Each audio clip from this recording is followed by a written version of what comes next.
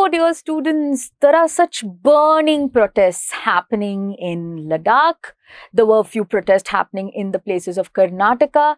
There are protests right now happening or used to happen in your Nepal region. Now, the reasons for these protests are all very different. For example, in Nepal, it was against a corrupt government. In Karnataka, it is for the unemployment crisis. In Ladakh, it's for a separate statehood. Now, the reasons for these protests might be all different, but there's one common factor amongst all of these things. All these protests are actually spearheaded and led by the Gen Z. Who are these Gen Z and why are they so protest prone? Why do they take up arms? Why are they out there on the streets when they see injustice? Why them? Why not the others? You know, all around history, you've had groups called as your millennials, your X generation, your boomers. They are not on streets. Why Gen Z? And before we go into the why Gen Z part, who are Gen Z? Gen Z are those group of people who are currently in the age group of somewhere in 18 to 28. Now, this generation is so crucial. Why? Because this is actually the first generation of people who have completely grown in the digital era. The generation before that, which is your millennials, they are not completely in the digital era. What happens is they are right now in the age group of 29 to 45. These are people who somewhere along their childhood started seeing the digital media and they adapted to it. But the Gen Z, on the other hand, have been born into the age of smartphones, quick internet. And quick internet, when I'm saying it's not your normal 3G internet, we're talking about 4G, 5G speeds. And these are the people who we can call as the true digital generation.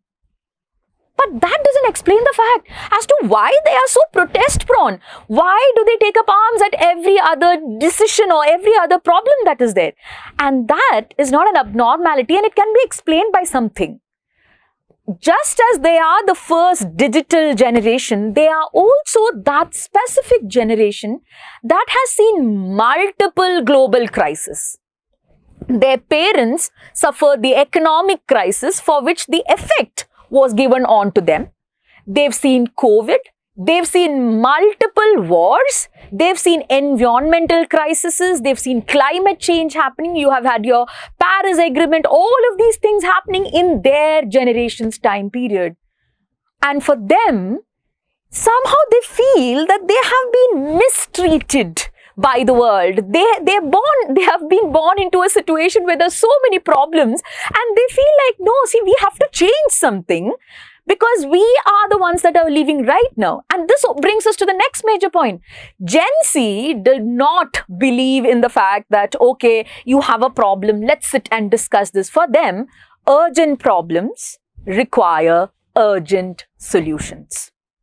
This is the reason why when you have a corrupt government, ideally people would try to have discussions, have meetings, etc. But the people, the Gen Z of Nepal were like, no, this is not time for discussions. We have to have actions. And there's another key point.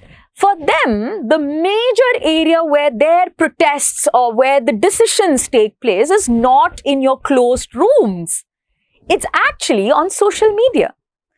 All you need is a normal TikTok or even a tweet to actually get the attention of your Gen Z crowd. You must have heard about several movements, several hashtag movements that keep happening. Black Lives Matter, Future for Fridays, all of these things that keep happening.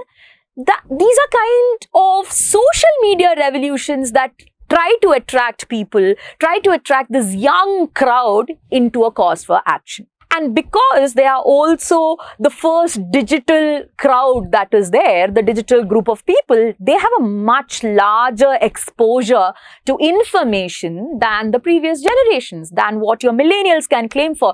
So what happens is, a small question itself, you would see people getting onto ChatGPT, getting onto your social media, trying to find out if something is true or false and then act onto it. And this is what Gen Z has for you. And Gen Z also has a deep distrust for institutions. The reason being that these are the institutions that fail to protect them. Government institutions, any kind of educational institutions that fail to protect and encourage them during their tough times. So they do not trust your institutions. And lastly, to follow, they believe in quick results. They don't want incremental change that will take 10 or 15 years to happen. They feel that you can have quick results with quick action. And this is also the reason why they have a very high sense of agency. They feel that if they are out on the streets, they can make a change. So now, if you're going to see a lot of Gen Z protest, understand it's not a coincidence. It's not an abnormality. It's just that this group of generation or this particular generation is out there to make the change. And they feel change is not something that will happen to you 20 years later. It is something that you have to make right now.